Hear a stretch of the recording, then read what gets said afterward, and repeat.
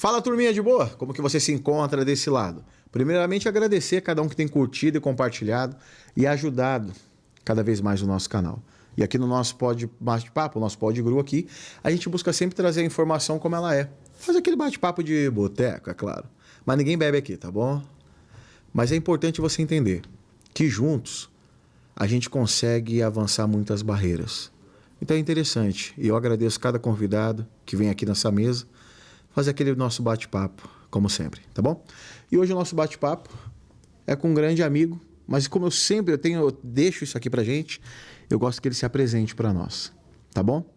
E agora eu passo as luzes, câmera e ação para tu. Tá bom, filhão Márcio? Tudo bom, Lisboa? Obrigado pelo convite. Enorme prazer estar aqui. Obrigado. A gente já fez algumas virtuais aí, né, nos últimos 3 anos, mas um prazer estar aqui. Eu sou o Márcio, eu sou capixaba de RG. Legal. Mas morei a vida inteira aqui em São Paulo, né? Eu me mudei com 1 ano de idade, eu vim para cá. E aqui eu fiz faculdade, aqui eu comecei a trabalhar, toda a carreira veio aqui. Comecei no mercado financeiro.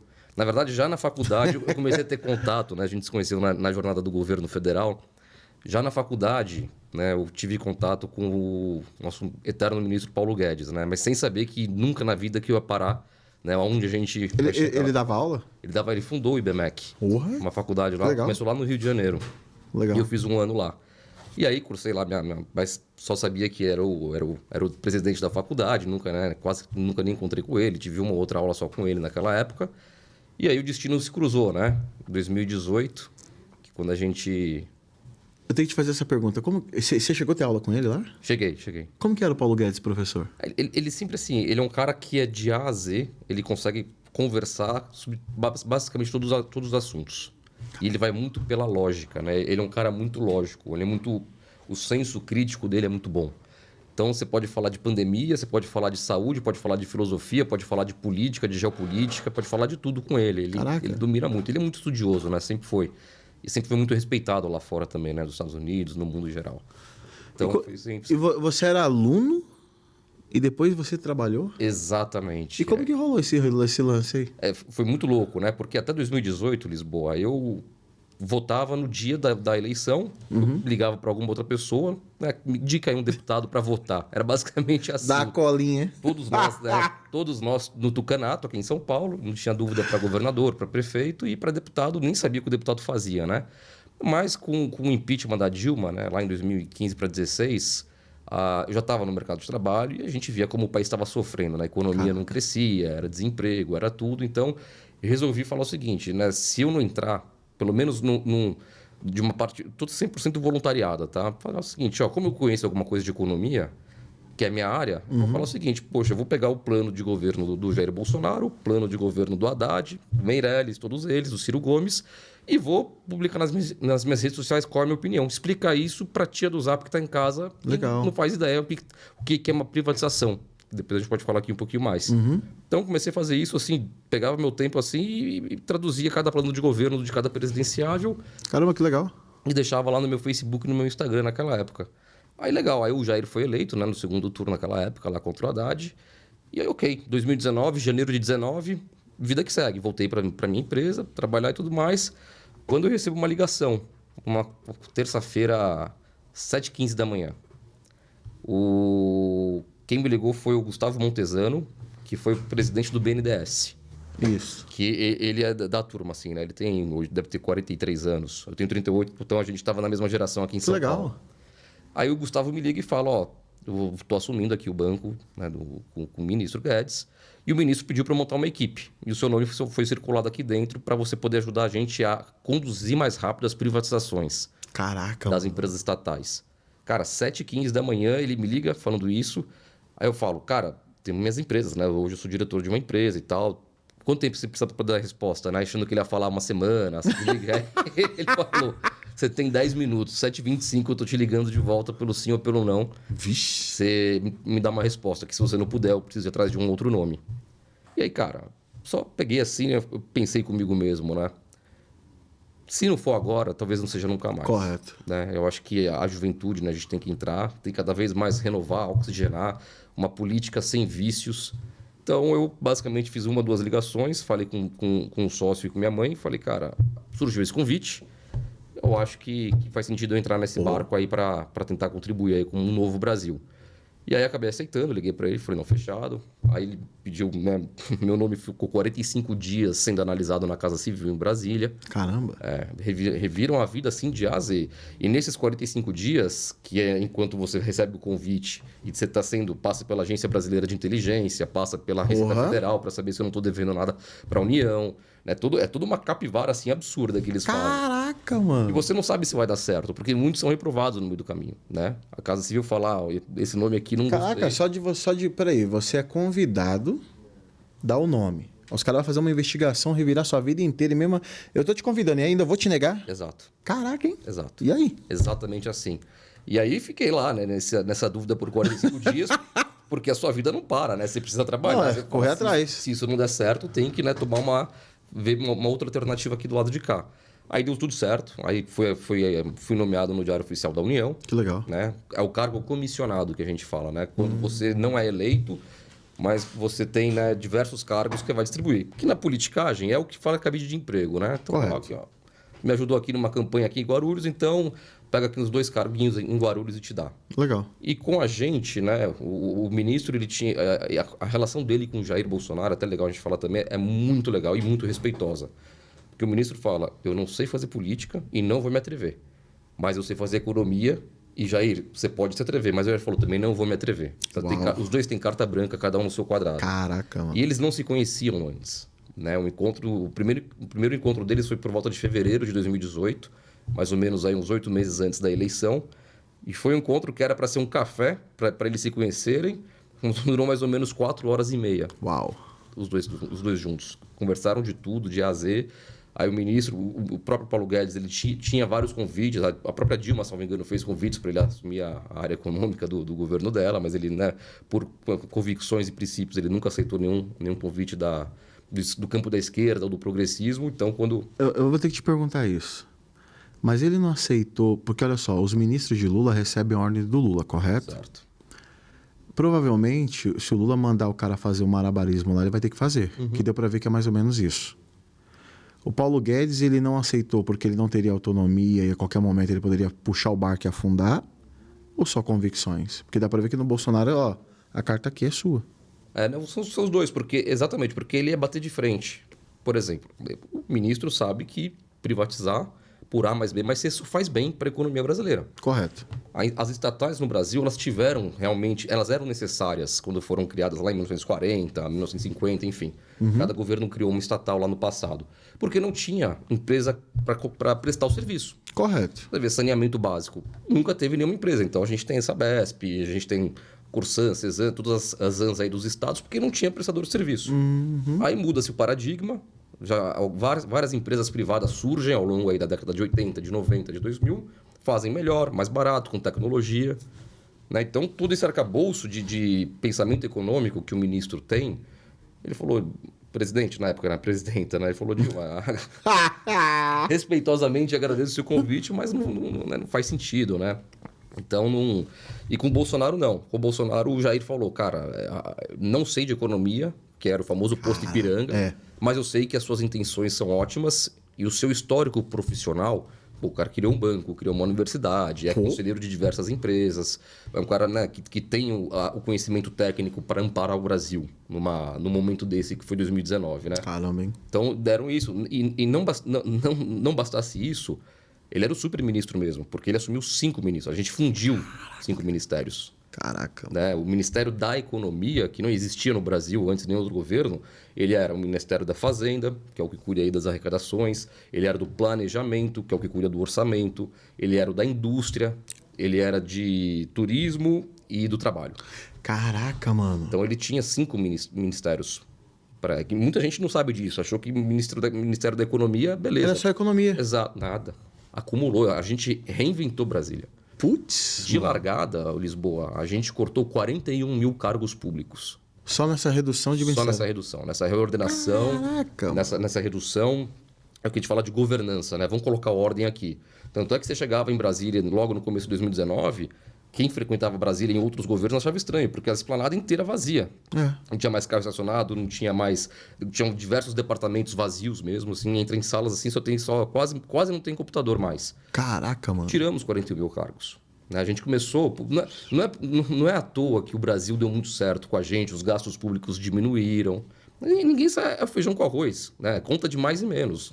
O que você gasta, você reduz, e onde você pode arrecadar mais, você vê como é que você faz. Baixa imposto, a arrecadação aumenta, que é a curva de Laffer que o Bolsonaro tanto falava nas lives dele. Correto. Que é a cabeça do ministro. Né? O ministro, ele não vai... Se fosse no governo, como está sendo agora no governo do Haddad, é só imposto para cima. Taxa Shine, taxa Shopee, não sei o que lá, volta pro carro. Agora eu tenho essa pergunta. Você estava lá dentro, né, com o Paulo Guedes, junto no governo, fazendo essa gestão. Eu queria muito entender, se o Haddad está vendo que isso aqui dá certo e a arrecadação é maior, porque a matemática tá... Número não dá para você... O número é número, tá aqui. Por que ele aumenta, sabendo que reduzir recolhe mais? Para que ele mete aumento de imposto em cima? É o que a gente fala, é a esquerda mofada, né? Eles estão com os velhos vícios numa economia totalmente diferente. Não suporta mais aumentar imposto. E viram na prática pelo Bolsonaro com Paulo Guedes, reduz o ICMS da gasolina, que foi o que a gente fez lá em 2022, crise da guerra da Ucrânia e da Rússia, a gente botou teto no ICMS. Isso. Estados, vocês podem botar no máximo 18% de ICMS. E aí tem estado que põe 16, 17, tem outro que fica lá no 18, e a arrecadação aumenta. Que é óbvio, né? Quanto menos custoso você é, mais você gira a economia, mais você abastece seu carro. Imagina se agora o litro tá R$20. Pô, você vai parar de usar o carro. Você não vai mais consumir gasolina, você vai para um outro tipo de transporte. Então, essas ideias da esquerda, elas são mofadas. Né? Elas são velhas, elas não funcionam, mas é a cartilha deles. Agora a gente tem uma diferença muito grande, porque no governo Bolsonaro nós tivemos inclusões de ministérios. O Paulo Guedes está administrando a economia, mas tem 5 ministérios na mão dele. Então, é 5 ministérios a menos, né? A menos, porque senão você teria que pôr mais 5 ministros e aí vai. Exato. Então, ele enxugou, ele cortou isso. E o total de ministérios que tinha na gestão Bolsonaro, acho que era 22. Hoje nós estamos com quase 40. Exato. Né? Quase que o dobro. Nesse período que você ficou dentro do Ministério atuando, pegamos períodos de guerra, crise hídricas, tá?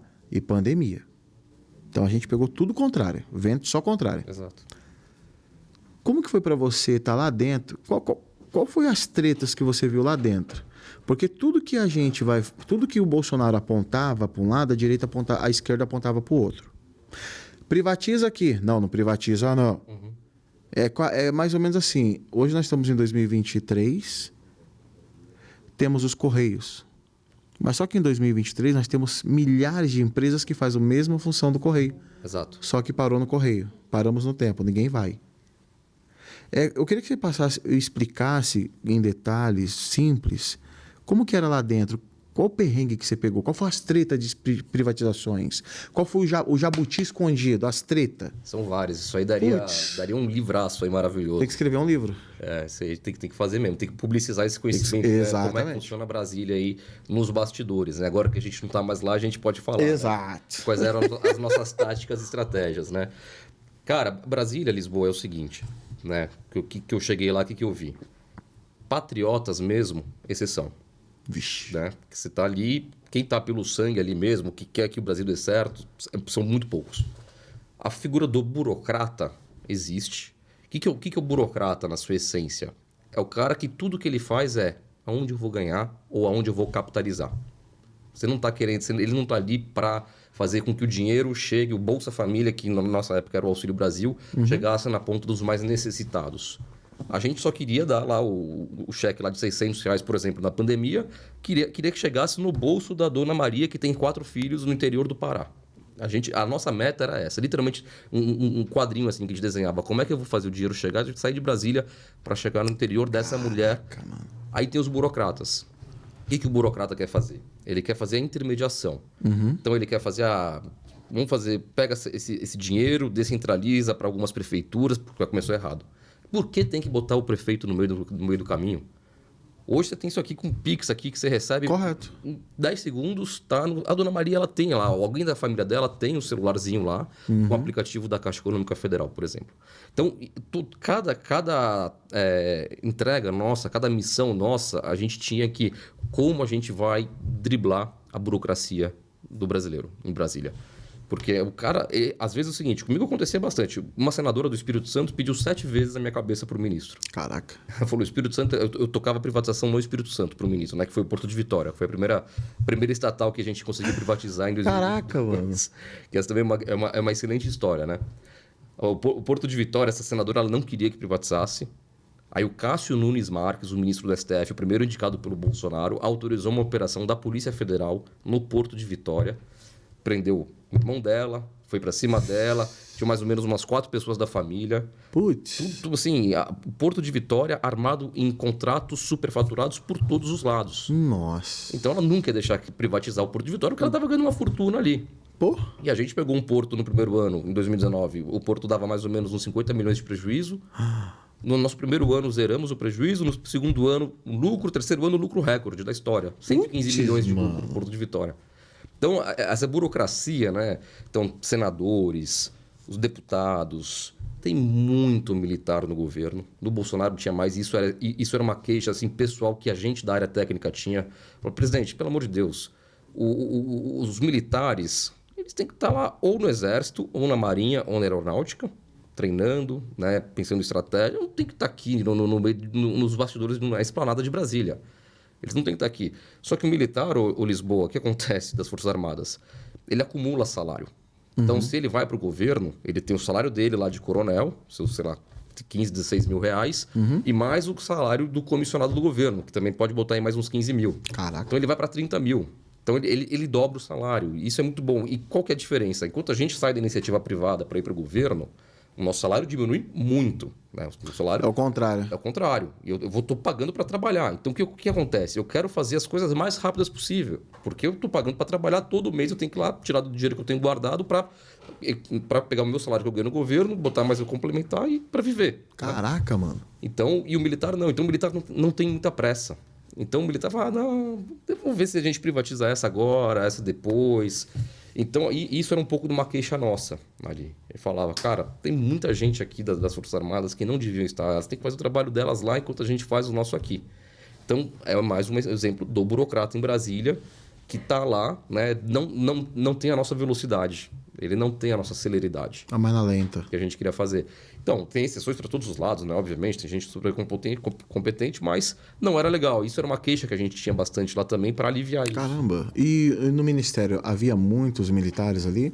Ou as decisões acabavam passando por um militar e falava, calma, já a gente vê. Tinha muito militar. Tinha muito coronel, né? Os coronéis que basicamente habitam ali a esplanada de Brasília. Mas o problema seria ele não ter essa visão política, porque assim, se você passa a vida inteira jurando bandeira, cantando, porque dentro de um quartel é completamente diferente daqui, é outro mundo. E essas pessoas, esses militares, eu tenho muitos amigos lá militares, e eu tenho alguns que reclamam pela lentidão. Porque eles acabam vivendo em um outro mundo, não tem aquela agilidade do pra ontem. Parece que as coisas não estão evoluindo. Parou no tempo. Essas privatizações que ocorreram deu um resultado gigantesco. Deu. Eu não sei se você consegue me passar em números os prejuízos que nós tínhamos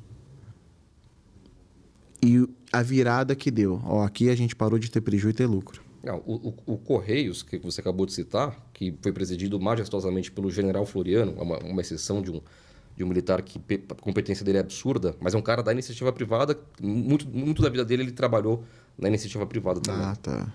Então, os Correios a gente pegou com prejuízo, eu acho que eram 400 milhões de prejuízo no nosso primeiro ano. O general Floriano, mesma regrinha do Porto de Vitória. Pegamos com prejuízo, no primeiro ano zeramos, no segundo ano 1,5 bilhão de reais de lucro. Caraca, pra onde é esse 1 bilhão de prejuízo? São esses contratos superfaturados, né? A estatal, ela não tem muito... A principal forma de você, né, conseguir os seus benefícios particulares numa empresa estatal é o seguinte, esse fornecedor de microfone aqui, eu posso ir no site da Amazon lá comprar ele, sei lá, por R$50, ou eu posso pegar com a empresa do Lisboa. Lisboa, quanto custa aí? Consigo fazer uns R$400 cada microfone para você.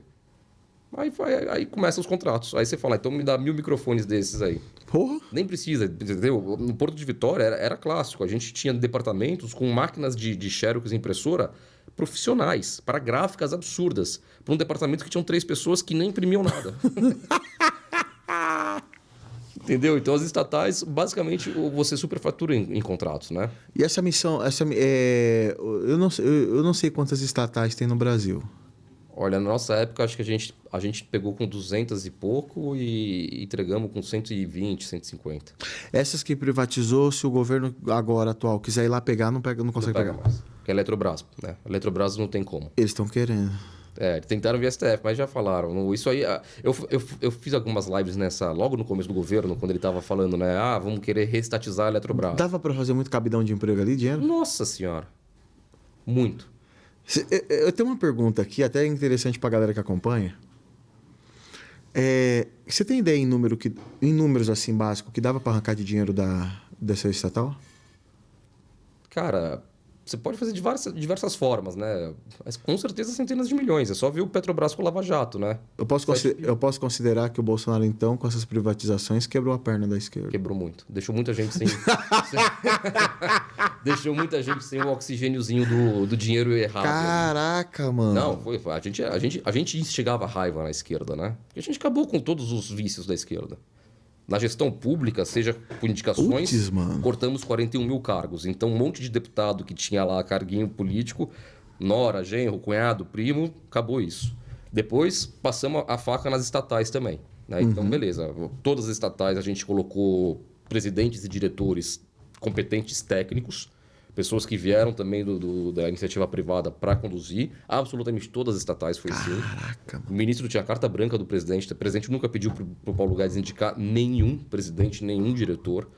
Tudo completamente blindado. E isso nos dava também, Lisboa, empolgação para a gente trabalhar. Porque a gente sabia que, poxa, o nosso chefe máximo, que era o Paulo Guedes, né, para quem a gente respondia, a gente via que ele tinha a carta branca para colocar as pessoas certas nos lugares certos. Você é doido. Não tinha senador pressionando, pedindo cargo, o presidente não tinha que fazer favor com ninguém. Então isso deu muito certo. Por isso que as estatais, assim, a gente... Pode falar. Você estava lá no período que o Moro saiu do governo, então. Eu não sei se você chegou a ver vazou isso, que o Paulo Guedes falou pro presidente Bolsonaro que um tal governador de um tal estado aí tinha ligado para ele, tipo assim, o Paulo Guedes, sai fora do governo porque é você e o Moro que segura o governo, não é Bolsonaro. E o Paulo Guedes falou, não, filho, você está vendo completamente errado. O outro terço vem com o Bolsonaro depois, ele já tem a metade, a outra metade vem depois. Você chegou a pegar esse período, como que foi esse momento lá? Tipo assim, pula do barco. Porque eu vi que eles estavam tentando implodir o governo Bolsonaro de fora, não dava. Isso. Aí falou, agora vamos implodir de dentro. Exato. Tira o Moro e o Guedes, o Bolsonaro tomba e nós volta. Exato. E o Tarcísio não tinha toda essa relevância dele ainda nesse momento. Tava muito maturo. Era Moro e Guedes. O Moro também, com todo o seu capital político de Lava Jato, chegou muito grande em Brasília. Correto. Ele chegou muito grande. Inclusive, eu estava antes dessa saída do Moro, que ele pediu a assessoria de imprensa para a gente achando que ele ia indicar um novo diretor da Polícia Federal, ele vai lá e pede as exonerações. Nossa. Lá puxando o tapete do Bolsonaro. Eu estava com o Moro 2 semanas antes desse evento. Eu recebi o Moro do Espírito Santo, lá, quando a gente foi visitar ali a Polícia Rodoviária Federal. Ele foi num dia e voltou no mesmo dia para Brasília, eu fui com ele, né? Tava no Espírito Santo recepcionando. E era um cara tranquilo, né? Pouquíssimas palavras. Quase que não fala, sim. Ali já era meio estranho, né? Para o ministro da Justiça e Segurança Pública, né? Quase não falava. Em Lisboa, ele passou 90% do tempo dele quieto, só observando, né? O tour que a gente fez para a Polícia Federal, Polícia Rodoviária Federal, Polícia Militar, Colégio Militar, enfim. O que a gente fazia tudo. E aí o Moro, depois, ele dá uma dessa, né? Ele viu que a pandemia ali estava pegando fogo ali, e aí o Moro tinha planos com esse governador que você falou, não sei se pode falar o nome ou não, né? Por que você acha que o Moro tomou esse rumo? Cara, é muito... O Moro, quem fez muito lobby para ele ir para o governo foi a Joyce Hasselman, né? Isso. A Joyce, que é meio que a mentora dele. A mentora dele, a madrinha dele em Brasília. Então ela fez, né, um lobby pro Moro, e a Joyce foi a primeira a pular do barco, né? Depois que ela não conseguiu a liderança do antigo PSL contra, né, o Eduardo Bolsonaro, teve aquele racha lá e tal. E ali eu acho que a Joyce começou a falar o seguinte, então vou rachar com o Bolsonaro, e ela começou a montar, né, o clãzinho dela para rachar com o Bolsonaro. Ali eu acho que teve uma influência dela para cima do Moro também. Porque o Moro até então estava, né? Chegou com aquele capital político, não fez muita coisa no governo Bolsonaro, não fez muita coisa, pacote anticrime, não sei o que lá. Tinha, né? Ele queria. A maioria dos ministros da Justiça, e a gente está vendo isso agora também, eles querem o trampolim para o STF, para as indicações, né? Eles querem. Então ele fica lá, ele estava meio que quietinho, cozinhando o tempo para ser indicado pelo presidente ao STF. Porque havia uma cobrança, era Deltan PGR Isso. e Moro no Supremo. Moro no Supremo. Então ele ficou muito quieto sempre assim, e aí ele achou que ele estava mais forte do que ele estava, de fato. Foi quando ele tentou puxar o tapete do Bolsonaro naquela coletiva lá. Mano, que sacanagem, hein, mano? E aí eu não tenho essa informação, mas aí é uma suposição minha, tá? Eu entendo que realmente o Agrippino, ele estava planejando tudo por trás. O Moro tá saindo e vou tirar o Paulo Guedes do governo, vem tocar São Paulo, né? Putz. Que era o Dória aqui, o governador, e falou, vem para São Paulo. Só que o Paulo Guedes é gato escaldado, né? O cara são 74 anos, né? Não é só ontem. E ele sabe ler, né, as pessoas. Então, ele falou, não, foi super até cortês. Não, agradeço aí o seu convite, mas eu tenho uma missão aqui, não posso deixar um brasileiro para trás aqui na pandemia. Caramba. Não, foi absurdo. Você é louco, isso aí foi power. O PG, né, o ministro, assim, ele é de um coração, Lisboa. Assim, a magnitude do coração dele, do que ele fez por esse país. Tomara que ele saiu da quarentena agora, ou seja, né, ele pode dar entrevista, ele está indo, né, em alguns locais, até, né, falar para fazer lá o seu convite, tentar trazê-lo aqui uma vez para São Paulo. O Paulo Guedes é um livro que precisa ser escrito, porque eu, você e ele somos passageiros, mas a ação grandiosa que ele teve no momento que o Brasil estava se redescobrindo, cara, isso tem que ficar para as próximas gerações. Cara, teve um ministro que teve... Nós temos que produzir esse material, não tem jeito. E o ministro, Lisboa, ele é tão, assim, humilde e competente que, além dos 5 ministérios que somavam o Ministério da Economia, o próprio Tarcísio escutava muito ele. Então, e o Tarcísio era infra, né? Exato. Portos, aeroportos, ferrovias, né? Então, o próprio Tarcísio, assim, olhava para o ministro Paulo Guedes não como um par dele nos ministros, mas como assim, beleza, eu te ouço um pouco mais, você é um pouco meu chefe implícito aqui também. Né? Então, o ministro ele tinha assim, essa rede de pessoas que eram hierarquicamente iguais a ele, mas sabiam que tinham que ouvir mais ele do que qualquer outra pessoa. Cara, e isso é muito legal, a coletividade. Agora, você colocou aí do Moro, que ele pulou fora do barco, mas quando ele pula fora do barco ali, ele tinha certeza de alguma coisa. Ninguém daria um pulo do barco do jeito que ele deu, assim, a louca, escura, me joguei. Eu não sei se isso cabe muito às promessas que podem ter sido feitas a ele. Você é o cara da vez agora, ou o fato de não ter experiência política, vindo do judiciário, mas não ter a maldade política, porque a maldade mora em Brasília, eu vi. Exato. Se você não tiver maldade política ali, você é abduzido assim, ó. Eu acho que é um pouco de cada, tá? Eu acho que o Dória tinha o plano de ser o presidenciável em 2022. Mas se o Dória tivesse mantido a submissão, não é submissão, mas é aquele jogo... Já viu o jogo chinês? Eu vou conquistar o seu terreno, mas sem pressa. Uhum. Então você é teu amigo até eu tomar sua terra. E eu vou fazer você plantar para mim sem você ver que tá plantando para mim. Então assim, se o Dória tivesse jogado com o Bolsonaro, ele seria um sucessor natural. Seria. O estado de São Paulo geralmente aponta o próximo candidato. Exato. Então se ele falasse eu quero ser presidente, era só ele ter ficado na dele e do lado. Que é outro também que meteu os pés pelas mãos. Exatamente. Pô, você perdeu um style, irmão. Para, mano. Puta, que muito burro. Pô, então, e aí o Dória colocou essa redezinha, né? Porque o plano do Dória, né, circulava muito em Brasília isso também, era Dória com Moro, né? A chapa, né? Presidente Sério? 2022, Tanto é que aí deu... Isso aí era bastidor, né? Porque não vazava. Não. Era uma das combinações que eles estavam tentando fazer, era Dória com Moro. Caraca, mano. Por isso que o Moro, né, quis puxar, né, saiu da forma como saiu. Aí o Dória conseguiu implodir o PSDB naquelas prévias lá com o Eduardo Leite. Só B.O., mano. O Dória fez um trabalhão pra gente, assim, foi maravilhoso. Realmente, você quer... Obrigado, Dória. Obrigado. Você acabou com o PSDB, não ia conseguir, não.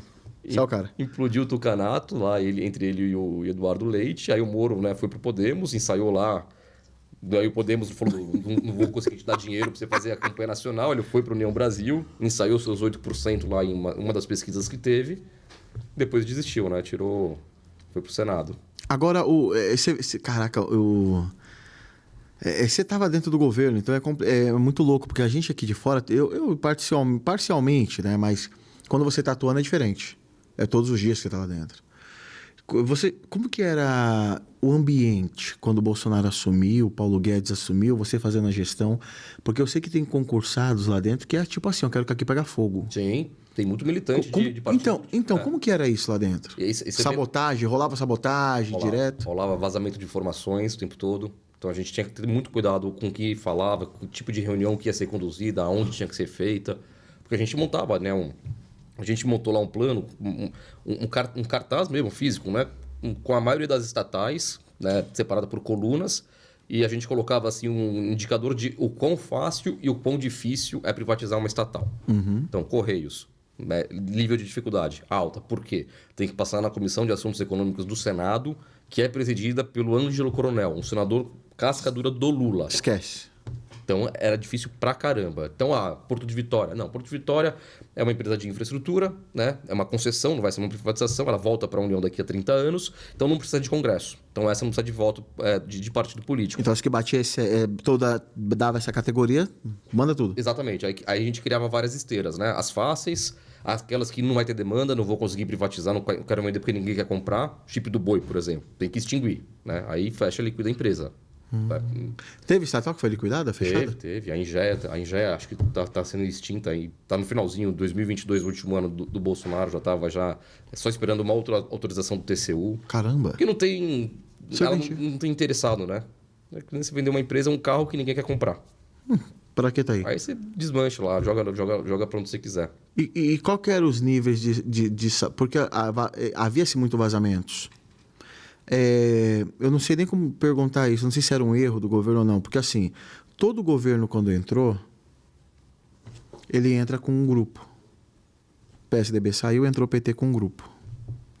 O Bolsonaro foi o cara completamente diferente de tudo.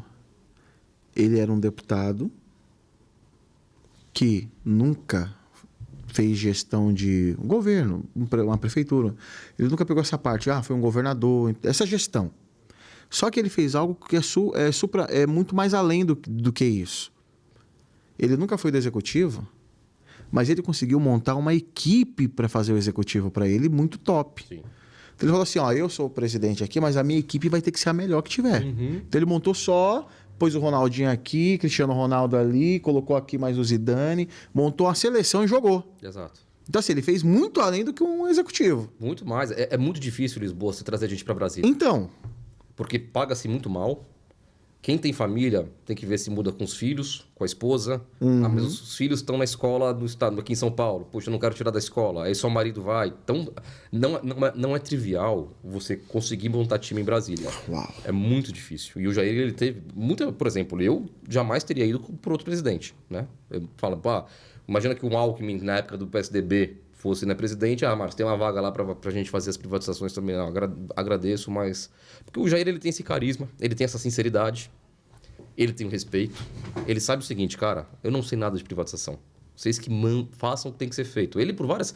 Ele, em 3 lives, uma do Geyer, inclusive, ele elogiou diretamente o nosso trabalho de forma totalmente espontânea.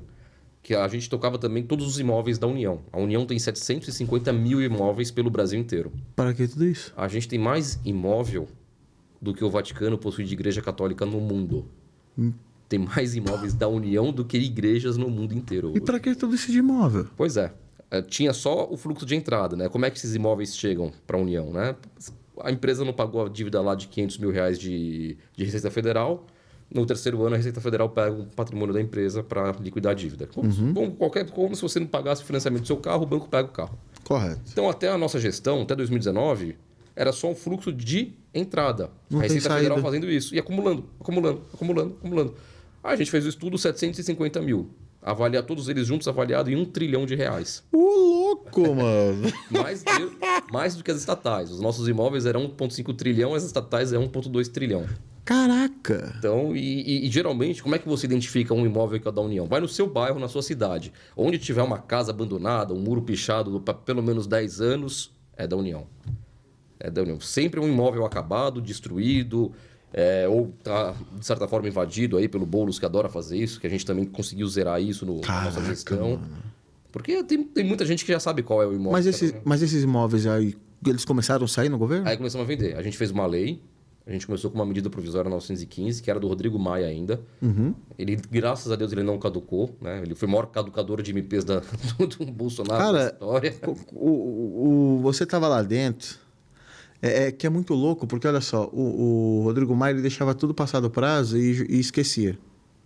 E aí perde a validade MP e não vira lei. Como que era andar com um cara desse lá dentro? Era horrível. Era literalmente assim, aí que tinha que ter a paciência, né? Era mais um cara que estava ali para obstruir só o nosso trabalho. Putz, Como é que a gente conseguiu que a nossa lei fosse aprovada para poder vender esses imóveis? Campo minado da peste. A gente juntou todos os cartórios do Brasil, todos os tabelionatos, a gente fez assim, os CREAs, CRECES, corretores imobiliários, a gente mobilizou, a gente ficou trabalhando em Lisboa mais ou menos uns 2 meses só para conseguir notas de associações e entidades da área imobiliária falando, essa lei vai ser boa porque a União vai poder agora desovar esses imóveis que estão parados. Né? E a gente fez um segundo estudo econômico também, um imóvel da União que é vendido, que é privatizado, é a mesma coisa para esse caso, ele valoriza um metro quadrado do bairro em 30% no dia seguinte. Caramba. Porque vai pegar uma casa abandonada, aí vai virar um prédio. No dia seguinte vai começar a circular a economia, ficar bonito, Correto. tem cuidado, tem zelo. E aí valoriza. É um benefício para todo mundo. Para todo mundo que está no entorno ali do bairro, da cidade. Então a gente conseguiu, através disso, fazer. Inclusive foi no meio da pandemia, foi março de 2020 que essa lei foi votada. Aí conseguimos aprovar e a gente conseguiu vender na nossa gestão mais ou menos uns 2,5 bilhões de reais. Caraca, é muito dinheiro, mano. Esse dinheiro, assim que vende, ele é revertido para algum lugar? Tudo para a pandemia. Tudo. Porque é um assunto que eu queria até ver com você, porque a gente teve o auge da pandemia ali, foi em finalzinho de 20 para 21, que parou, você não via nem espírito para andar pelas ruas. Como que o governo, tanto só o presidente e Guedes, como que foi essa operação? Porque aí já é uma operação, bem dizer, de guerra. Coordenada. Tá? E como descobriu as pessoas que não tinham condições? Espera aí, o dinheiro tem que chegar lá na tia lá, só que ela não existe. Que eram os invisíveis, que nem eu manjava esse bagulho. 38 milhões de invisíveis. Como que foi essa operação lá dentro? Cara, foi uma sala de guerra, né? Foi basicamente Bolsonaro, Tarcísio, Guedes e o Pedro da Caixa Econômica Federal, Pedro Guimarães, e o AGU. Eu não lembro quem era o AGU na época. Não era o Bruno Bianco ainda, o Bruno chegou depois. Acho que não sei se era o André Mendonça. Não, André Mendonça não. O Anderson Torres, talvez. Torres. Isso. Então, todo mundo ali falou, a gente precisa fazer os R$600 chegar na conta da Dona Maria lá do interior do Pará. Ela precisa comprar lá a refeição dela. Tarcísio, presidente, todos os portos e aeroportos abertos. Todos eles são federais, por mais que eles fiquem nos estados, mas a gestão é federal, é do governo. Legal. Então o Tarcísio falou, não vou fechar, e até porque muito medicamento e alimento chega por porto. Eita, mano. Então não podia fechar. Protocolos de segurança, o Tarcísio garantiu a logística 100% operante para o Brasil. Que legal. Aí o ministro Paulo Guedes, caixa, a gente tem dinheiro. Aí os R$600, eu não lembro agora o número exato, mas quanto que a gente gastou de auxílio, porque foram 2, né? O auxílio emergencial foi o da pandemia, e o auxílio Brasil é que substituiu o Bolsa Família. O auxílio emergencial acho que era, vou lembrar aqui, uns 20 bilhões, mais ou menos. Caraca, mano. Então falou, como é que a gente tem caixa disso? Aí ele falou, tem que fazer uma maracutaia aqui, não sei o que lá, e depois a gente vê como é que faz com as reservas internacionais do Banco Central, que também ajudaram, né, os 300 bilhões de dólares que a gente tem de reservas. Aí o ministro Paulo Guedes desenhou, né, porque tudo você tem leis para tudo em Brasília, né? Então você não pode simplesmente pegar um caixa e usar, você tem que ter lá toda a argumentação, enfim. Aí o Paulo Guedes desenhou como é que faria, né, esse dinheiro chegar lá. E aí né, sugeriam, então traz os prefeitos, esse caixa vai para a prefeitura faz a gestão.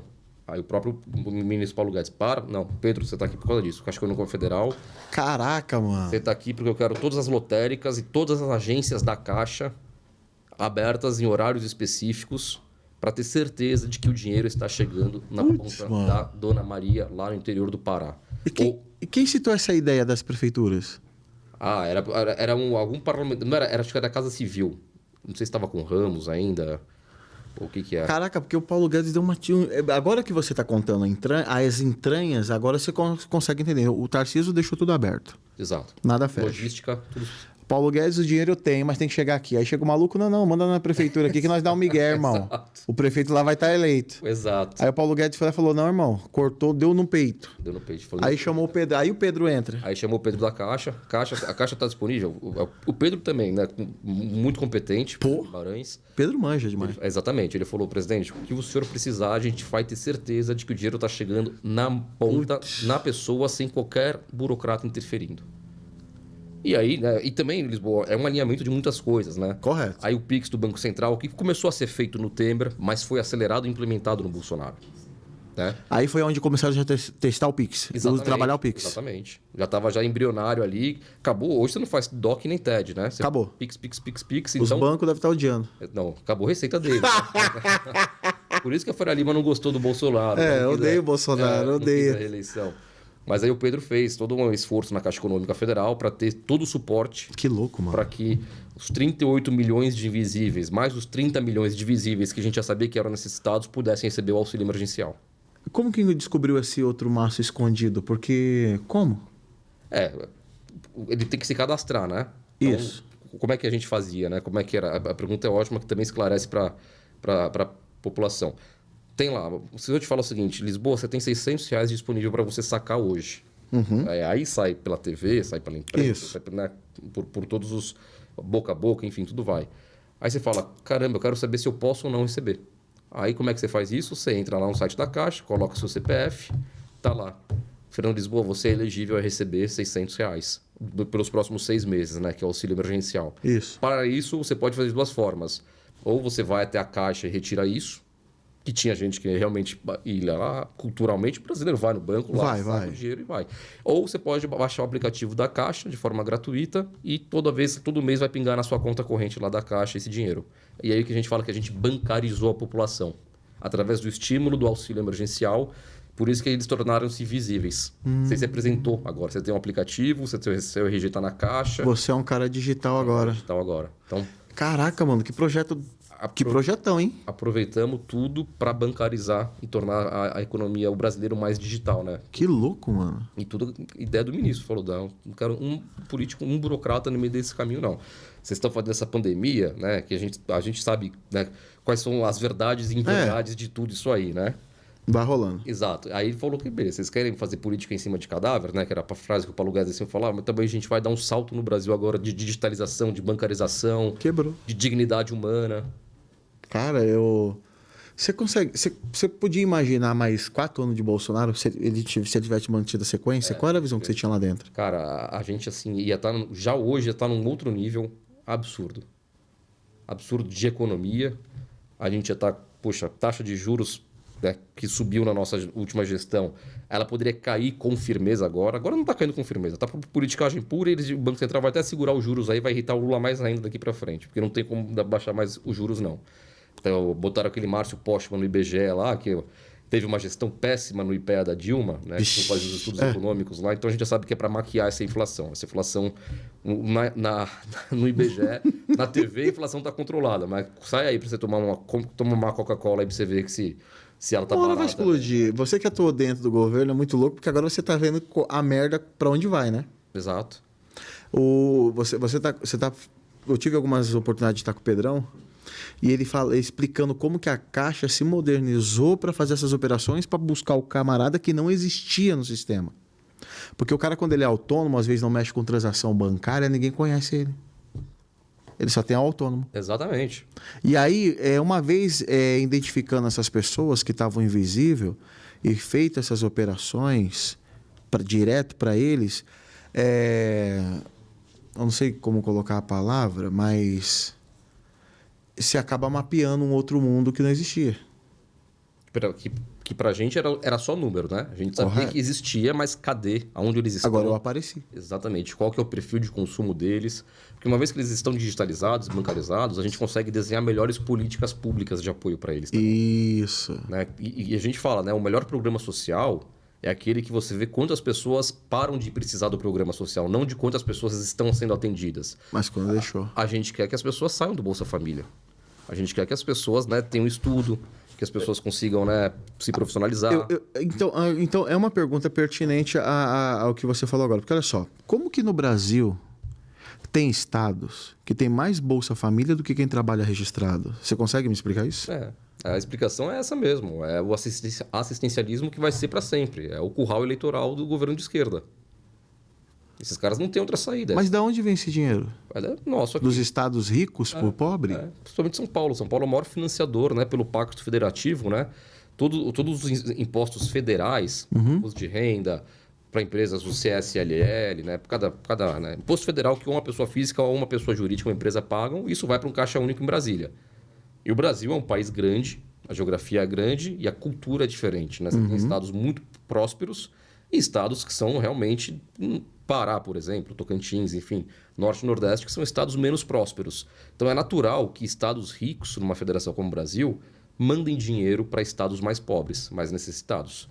Isso era, inclusive, foi uma PEC que o ministro Paulo Guedes também quis mexer, mas o Davi Alcolumbre, na época presidente do Senado, não deixou passar, que era para rever o Pacto Federativo. Mas o certo era rever. Está muito desequilibrado. São Paulo está financiando há muito tempo e vai continuar financiando por muito mais tempo Norte e Nordeste. É mais ou menos assim, compensa a gente viver na miséria, porque tem quem paga a conta. Exato. Eles não têm esforço para sair da miséria. Não lá tem. O Renan Calheiros, lá no Alagoas, ele quer lá, pagando o Bolsa Família do curral eleitoral dele e ponto. E as pessoas estão... O brasileiro lá está refém do Renan Calheiros para a vida inteira. Mano, que louco. E a revisão do Pacto Federativo, né, a gente tentou fazer. Essa revisão ia fazer o quê em si? O principal foco dela, a gente ia extinguir 1.000 municípios. Lisboa tem município no Brasil que tem prefeito, tem vereador, mas não tem posto de saúde e não tem escola. Aí eu te pergunto, o que você acha que essa galera tá na Câmara Municipal desse município está fazendo lá? O que os vereadores estão discutindo na terça-feira à tarde? Nada. Não tem... Estão discutindo se vão mudar o nome da rua para A ou para B. Eu quero ser prefeito lá também, mano. Exato. E está sendo financiado por quem? Por estados ricos, que mandam esse dinheiro para o Caixa Central e Brasília distribui para estados e municípios. Você chegou a ouvir aquele papo aí da União dos Estados do Sul? Sim. Que deu um rolo aí? Foi recente agora? Mas porque, é isso. Mas por que eles não querem? Porque nós tivemos o consórcio Nordeste pode tudo, né? Exato. Lá eles podem tudo. Aí os estados mais ricos falaram, agora a gente vai montar um grupo aqui. Não, tá louco? Exato. Pelo amor de Deus, não por deixar... quê? Porque essa questão, né, se você entrar nas contas públicas, você vai ver, não tem segredo. É São Paulo, Minas, Paraná, né, Rio Grande do Sul. Santa Catarina. Rio Grande do Sul menos um pouquinho, mas São Paulo, Minas, estados que arrecadam muito, mandam para Brasília, esse dinheiro vai para o Nordeste. E se perde no Nordeste. Agora olha que louco. Aí cansa, né? Por isso que eles falaram. Quem geralmente são os presidentes do Senado, presidente da Câmara, quem são? Nordeste. O dinheiro tá na mão dos caras, irmão. Eunício, Renan Calheiros. Caraca, tá na mão dos caras o dinheiro. Porque se eu tava analisando aqui, peraí. Se tinha um pacto federativo, os caras não querem ver. Porque automaticamente, quando você rever, você vai ter que fazer o Estado ser próspero. Porque o Estado, ele é próspero. Isso. Ele tem alguma riqueza lá que dá para fazer alguma coisa. Só que quando você põe esse Estado numa inércia e tem um Estado igual São Paulo que paga essa conta, eu quero que se exploda o resto, irmão. Vocês trouxa paga e nós esperto usa. Mais ou menos isso. Exato. Mas para isso acontecer, eu não vejo... Vamos pegar aqui. Eu posso estar me equivocando. Você tem o Pachecão agora que é de Minas. Mas até então Alcolumbre era lá de cima. Não, Eunício Oliveira, Alcolumbre. Então, o Nordeste sempre teve com a mão no controle. Sempre tem. Tá na mão dos caras lá, mano, o poder. São capitanias hereditárias, infelizmente. E o Pacto Federativo era para libertar o nordestino. Mano. Desses caciques aí eleitorais aí de longa data. A gente não quer deixar de financiar. O Pacto Federativo não era isso. Você manda, mas você faz os estados se desenvolver, o cara vai falar, eu tenho dinheiro, não quero Bolsa Família, eu quero viver. Exato. Porque é o seguinte, além do Pacto Federativo, a gente tinha tudo pronto, né? O Pacto Federativo ia fazer isso. Correto. Mas ao mesmo tempo a gente tem que dar uma alternativa de saída para os nordestinos. Isso. O que a gente ia fazer? A lei que podia aprovar cassinos no Brasil. Mano. Paraísos maravilhosos no Nordeste, Norte e Nordeste inteiro. Isso é louco. E já tinha grupos hoteleiros do mundo inteiro querendo. Então a gente ia fazer o desmame do nordestino em cima desses caciques eleitorais de Renan Calheiros da vida. Esquece deles. Exato. Continua com Bolsa Família, mas, cara, imagina, vai chegar um resort para fazer em Manaus. Cara, 10 mil empregos. 300 milhões de reais um empreendimento desse já. Então o ministro coordenou isso. Ele falou, vamos liberar o cassino. Putz, mano. Porque o cassino você não vai abrir um cassino, você abre um hotel, é que nem Las Vegas. Você abre um complexo hoteleiro. Eu vou pra aqui em Las Vegas, se Las Vegas tá lá em Maragogi, na Praia Azul. Exato. Eu vou pro Nordeste. Paraíso absurdo, belezas naturais, aí gera emprego, gera renda, turismo, dinheiro do mundo vindo pra cá. Caraca, porque eu consigo ver... Agora, esse bate-papo ele é muito louco, porque olha só. Em pouco tempo eu tô tendo uma visão que eu já não tinha, já tive uma aula. Eu tô absorvendo. Se tirar os caciques, o povo prospera. Sim. Se os caciques se manter, o povo vai continuar passando pelo vale. Então, porque eu tive a oportunidade de ir para Belém do Pará, para Recife, Alagoas, eu dei um rolê lá por Nordeste, dei um rolezão. E o que eu pude observar é que o povo lá, ele é muito sofrido. E você vê as condições de ruas, Sim. as condições de casas, as condições de moradia do povo. Então você vê que é tipo assim, cara, isso é proposital. É proposital. A pergunta que eu te faço. Paulo Guedes, ele tinha um mapa da prosperidade na mão. Uhum. Qualquer pessoa inteligente ia falar, Guedes, chega aí, faz isso aqui. Se eu sou um candidato eleito, mano, deixa a equipe do Bolsonaro aí, você tá louco? Vou mexer em time que tá perdendo? Não, mas não. Qualquer pessoa inteligente não mexe. Cara, time que tá ganhando não se mexe. Exato. Deixa lá. Deu pra ver que já virou uma bagunça isso aqui. Você acredita que a gente... não sei, porque a velocidade da política hoje no Brasil tá muito rápido, Márcio. O negócio tá acontecendo muito rápido. E esse despertamento de 18, 19, é 5 anos. O povo deu um up. Exato. Graças a Deus deu esse up. Você acredita que a gente pode conseguir criar métodos e meios para tirar e mexer justamente nisso? Você acredita que esses estados do Sul, aqui, quando você pega esses estados, São Paulo, Rio, Minas, Santa Catarina, você acredita que esses estados, uma hora, eles vão se unir e falar, basta, deu, vamos resolver essa zona aqui, já deu? Acho que sim, porque a gente tem ótimas cabeças na condução desses estados, né? Tarcísio aqui em São Paulo, o Ratinho Júnior, com todas as suas bipolaridades, vou falar assim, mas também é uma renovação, né? É uma pessoa boa. Jorginho Melo, agora em Santa Catarina. Legal. Jornalista raiz também. Eduardo Leite, que, né, tem essa politicagem dele para lá e para cá, mas conseguiu privatizar a estatal de saneamento gaúcho agora também, que foi ótima. Rio de Janeiro, Cláudio Castro, que vem um Braga Neto, um Ramagem aí para a prefeitura no ano que vem, para dar, né, mais um... Então tá tendo, né? Eu acho que o Sul e Sudeste, e o Centro-Oeste também, né? O nosso agro ali de Mato Grosso do Sul, correto. Goiás ali também estão sempre com a gente. Tereza Cristina, né? O próprio Polon aí também, que é um deputado ativíssimo aí que veio do Mato Grosso do Sul. Então eu acho que tá tendo essa união. O povo, ninguém aguenta mais, né? Você deixar gente refém no Norte e Nordeste. E essa galera do Norte e Nordeste, né? A votação do Bolsonaro aumentou em 2022 em relação a 2018 no Norte e Nordeste. É porque quando você pega o mapa, você vê que tá rachado no meio. É estados prósperos e estados pobres. Exato. Então já tá dividido ali no meio. E o que é pior, né? É estado pobre E com rico. dinheiro. Exato. Não faz Com sentido. dinheiro. Lisboa, você não tem hoje... 100 milhões de pessoas não têm acesso a saneamento básico. 100 milhões de pessoas. Você está falando de um PIB de 10 trilhões de reais. Você está falando que, desde que o Brasil é Brasil, 100 milhões de pessoas hoje vão ter que dormir em contato com o esgoto. Meu Deus. Fizemos o marco do saneamento em 2020. Ótimo. O que o marco do saneamento fez? Vai responsabilizar cada prefeito do Brasil se não botar 90% de saneamento básico no seu município até 2033. Legal. E também deixou agora as empresas privadas concorrer em pé de igualdade para a prestação de serviço de saneamento básico em qualquer município. Que eu vi que isso era uma guerra, né? Não, deixa só as privatizadas e... Como é que era antes do marco? O município podia fazer o contrato direto com uma estatal. Ele não precisava abrir a licitação. Aí você fala, porra, até hoje não tem saneamento, né? 100 milhões de pessoas querem priorizar, inclusive, nenhuma estatal de saneamento no Brasil tem caixa para universalizar o saneamento básico de acordo com o marco. Nenhuma tem. A gente fez essa conta quando a gente foi provar lá. Você precisa de mais ou menos, Lisboa, 890 bilhões de reais para universalizar o saneamento no Brasil até 2033. Peraí, dá 8... Quanto que dá? 890 bilhões de reais. Caraca, é bilhões demais, mano. É quase 1 trilhão. É quase 1 trilhão. Se você deixar só na mão do que nem o Boulos queria... Não, esse marco de saneamento é uma aberração. As estatais têm que fazer a prestação de serviço. É legal que você pega o esquerdista pela lógica dos números, ele não tem mais como sair do... É que ele vive no mundinho de Nárnia, dá pra ver. Exato. Tu falou que, bolo, soma então todos os caixas de todas as estatais no Brasil hoje não passa de R$ 1 bilhão. Só a Sabesp vai ter dinheiro e mesmo assim não consegue entregar aqui em São Paulo. Correto. Vai ser privatizado agora no que vem pelo Tarcísio, né? Já tem todos os apoios possíveis. Então não tem como fazer. E aí você tem lá o dinheiro, você tem o orçamento, você tem 100 milhões de pessoas, né, literalmente em contato direto com o esgoto, e você tem os caciques lá, que esse dinheiro vai para o Nordeste, vai para o Norte. De novo, a queixa aqui é para os caciques do Norte e Nordeste, não para o nordestino. A gente quer, né, dar a dignidade da vida, para que todo mundo possa ter uma qualidade de vida, né, sem as amarras do burocrata corrupto. Cara, é tudo proposital. A desgraça no Nordeste, ela é proposital. Ela é feita para o povo sofrer.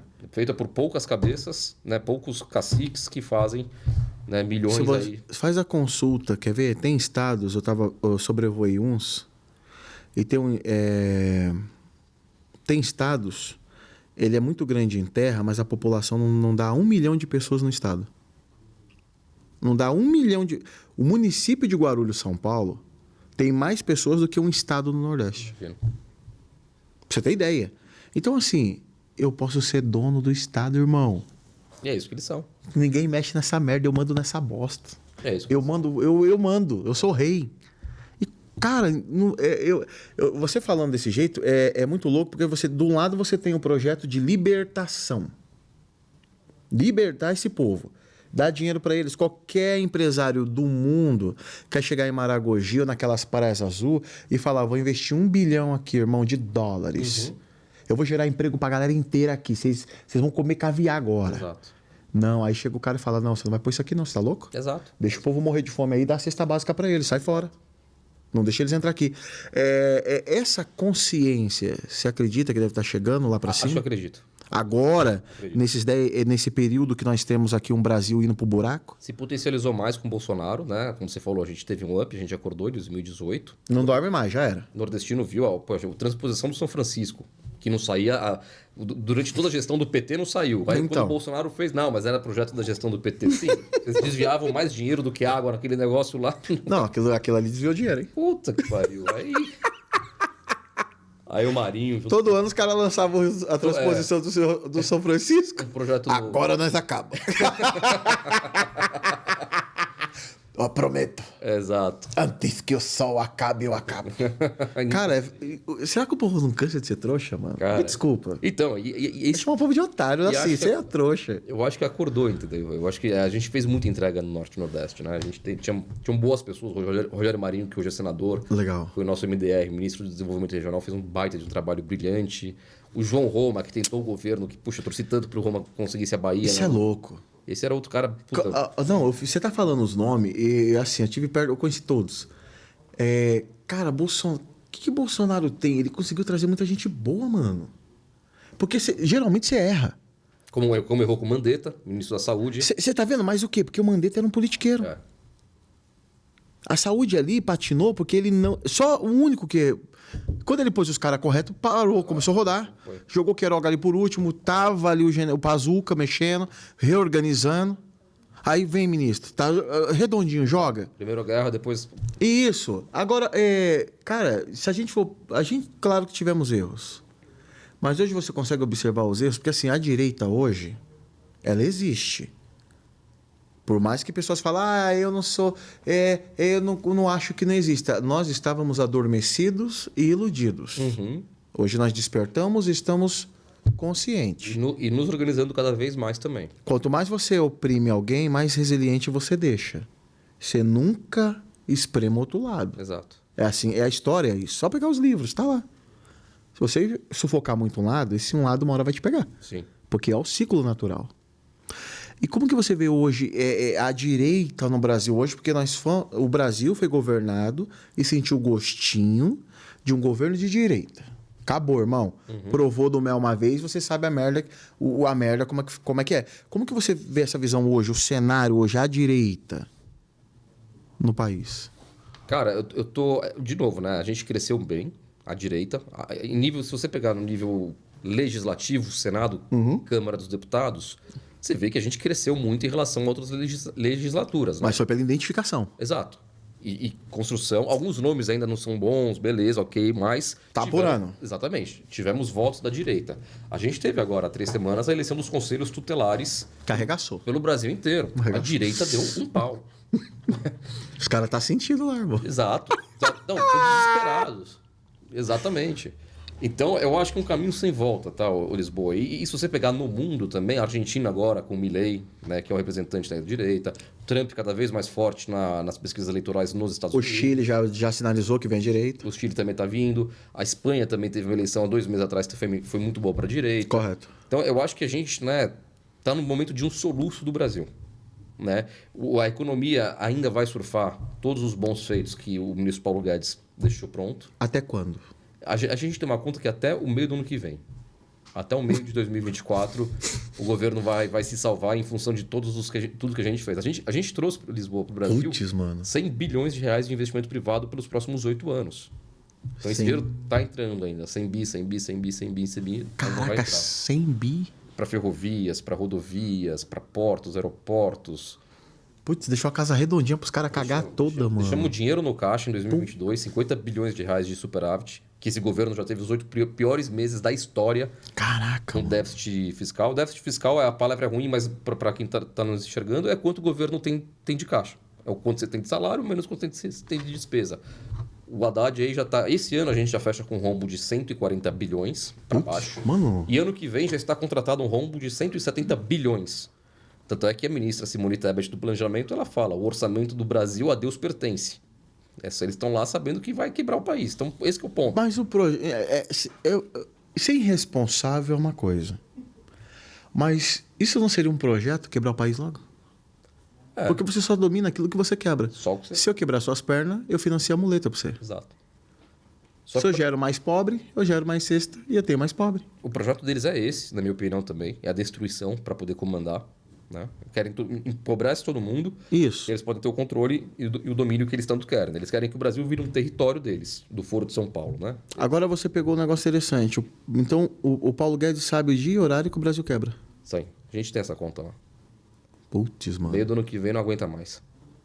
E vai ser ótimo. Por quê? O que vai acontecer? Se você pegar um movimento mundial de Trump lá fora, cada vez ficando mais forte, uma América Latina migrando para o pêndulo mais à direita agora, aos poucos também, e a gente vai ter as eleições municipais aqui em 2024. Então, Márcio, o Boulos te mete medo na Prefeitura de São Paulo? Mete, mas não é tudo isso que estão falando. Mas aqui a votação do Lula na capital de São Paulo foi maior que a do Bolsonaro em 2022. A direita leva-se para um candidato. Eu também acho. Então, na minha opinião, o Salles. A direita em São Paulo, o pessoal não prestou atenção num detalhe. Um único detalhe. Qualquer candidato que o Bolsonaro colocar a mão e apontar à direita, ele já sai com 20 ou 22% da urna. Tá? Automaticamente, o atual prefeito de São Paulo ele cai para ser terceiro. Exato. Se o Bolsonaro pôr a mão, já sai com 20. 20 para frente. E não pôs a mão ainda. E outra coisa, né? Hoje, para mim, é público já a minha posição. O meu título eleitoral não está em São Paulo mais, né? Mas aqui é público. É o Salles, para mim, é um nome que tem que... Não tem outro nome. Tem que se organizar. Não tem. Porque o Salles, ele vai muito bem no debate. Esse é o problema. Botar Porque o Salles com o Boulos... O Boulos vai correr, esquece. O Salles atropela o Boulos. O Boulos não tem argumento para discutir com o Salles. É isso que eu quero ver com você, porque olha só. Você atuou no governo nos últimos 4 anos, mexendo com os números que iam impactar cada país, cada estado, quase que um país. Sim. Tem estado aqui nosso que dá quantos países dentro? Exato. Então a gente é territorial muito gigante. Quase a Europa inteira ocidental. Então assim, você estava lá dentro vendo números, Márcio. Números que dariam projeções de uma nação próspera e ações que colocaria a nação próspera em desastre total. Paulo Guedes está sentado vendo o calendário de hora que acaba o dinheiro. Quando acabar esse dinheiro, quais são os efeitos que começam a acontecer? Porque o banco, mesmo o Banco Central, acho que o Banco Central tendo autonomia, ele não vai conseguir segurar. Não vai... literalmente, esse último sprint que falta é a queda da Selic. Da Selic, né, que a gente pegou... Deixamos o nosso governo com 13,75. Correto. E ela está caindo. E ela vai cair de uma forma mais devagar, ela vai parar de cair no meio do ano que vem. Com a Selic parando de cair, Lisboa, não tem mais santo que faça, não tem mais combustível para a economia brasileira sobreviver. Tá? A inflação vai explodir, como já está explodindo, está sendo maquiada nesse momento. Taxa de juros está dessa forma. Emprego. Não tem emprego. O que está acontecendo? O Brasil gerou tantos... A esquerda adora publicar, né? Recorde de emprego. Sim, abre lá os empregos. É tudo funcionário público sendo contratado. Né? O setor público está contratando. É a forma deles maquiarem, né? Através do setor público. Então, a gente vai entrar numa seara que... O que derruba presidente? Bolso. Né? Lembra lá começou os 20 centavos lá em 2013? O bolso começar a passar necessidade. Exato.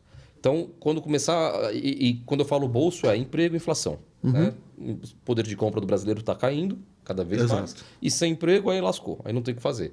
E aí depois você começa para cair um presidente, né, com a economia, depois você vai para a política. Aí você vê a popularidade dele. O cidadão nem sai no Brasil. Já visitou 25 países esse ano, mas não sai no Brasil. Ele, na verdade, visitaria cada estado do Brasil. O que ele visitou lá fora seria cada estado do Brasil, ele está rodando. Então ele não sai aqui. Ele sabe que ele não tem esses votos, essa popularidade. Esse é o ponto. Então ele fica inventando viagem internacional, fica inventando manda-janja para o Rio Grande do Sul lá, e doar cestas básicas. Eu vou ser bem sincero para você. Tá ruim para mim e para você, e acho que para cada brasileiro que está acompanhando a gente. Tá ruim. Mas ser vice de primeira-dama é muito pior. O cara conseguiu ser vice de primeira-dama, irmão. E o que ele tinha na cabeça era outra coisa. Né? Era ele tentar ser o presidente, né? Agora ele fica assim, né? Fazendo Não, é ridículo, é pouco ali. Você acha que o Alckmin vai tentar uma hora sentar naquela cadeira? Acho que vai. Porque ele tá vendo o navio afundado numa velocidade e tá quietinho. Quietinho. E agora tem uma galera que tava apoiando a turma ali que tá saindo fora. Tem partidos que eu imaginei já dando um alerta. Porque o que está acontecendo em Israel hoje, com os atentados e etc., que aconteceu aí, que está deixando o mundo em alerta, as posições do Brasil ela é muito fraca. Muito. Para um país tão grande, ter posições tão fracas. Tão fracas. O cenário hoje que nós temos, infelizmente devastador, uma economia que vai colapsar uma hora, é muito louco. A gente está conversando aqui sabendo da desgraça que vai vir ali na frente, né? Tá. A gente brinca, a gente está no avião sabendo que o GPS já está falando que vai ter nuvens ali, vai ter turbulência a partir de tal mês do ano que vem. Hoje, eu vi algumas pessoas querendo... A direita tá viva, ela vai só se fortalecer. É nesse momento que a gente cresce mais, eu entendo isso, que cresça mais. Mas é uma pergunta interessante. Você teve em Brasília todo esse período num cenário econômico muito favorável ao Brasil. A nossa economia passou economias mundiais. Então você imagina os Estados Unidos, a Inglaterra olhar para o Brasil e falar, pô, os caras estão melhor que a gente, irmão. Como? Como que foi esse momento? Como que se explica isso? A gente, né, uma das nossas cartilhas era a gente tentar ingressar na OCDE. Que é o grupo dos países mais ricos do mundo que o Brasil não participa hoje. Caramba! E aí, o que acontece? A brincadeira que eu gosto de fazer, né? Você quer jantar na casa dos seus amigos ricos, educados, gentis, né? E de lá saem negócios inteligentes e tudo mais, ou você quer sentar numa roda de maconheiro ali no canto da esquina ali para ver, né, tudo que a esquerda faz. Então, a gente tentou migrar para a OCDE. A gente tinha que preencher 200 pré-requisitos. Caraca, mano! Tem um processo seletivo para ser aprovado. Pô! E a gente, nesses 4 anos de governo, né, tirando da pandemia, 3 anos que a gente batalhou mesmo, a gente avançou quase em 100 itens. A gente acelerou um processo que ia demorar mais ou menos uns 7 anos, um processo para 4, 5 anos. Caramba! Conseguimos acelerar bem. Agora, o que acontece? Só para você ter uma ideia, qual que é pré-requisito para você poder entrar na OCDE? Cidadania tributária. Você tem que saber que quando você compra uma água, quando você está pagando de imposto federal, estadual e municipal. Hoje no Brasil você não sabe disso. Não. Então a gente, né, já está dando cavalo de pau, porque não só não temos cidadania tributária, como o Haddad quer aumentar os impostos.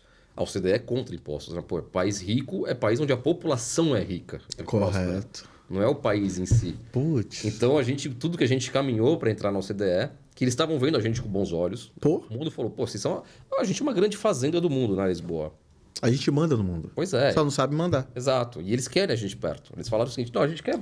Porque é o seguinte, se o Brasil quebra, a China quebra em 2 dias. Acabou soja para eles. Quebra tudo. Frango Exatamente. Aí vai a União Europeia, aí vai a Américas. Acabou. Então, a gente tinha esse alinhamento com a OCDE. A digitalização que o governo fez também, a gente não fez uma reforma administrativa, mas a gente fez uma digitalização absurda, onde você faz prova de viva pelo app do governo hoje. Correto. A senhorinha de 80 anos, cadeirante, ela tem que ir até uma agência do INSS, que às vezes demora 5, 6 horas para ela chegar na agência mais próxima para falar, eu tô viva aqui, continua pagando aqui minha pensão. Né? Então a gente falou, não, agora faz pelo celular. Ligou, viu?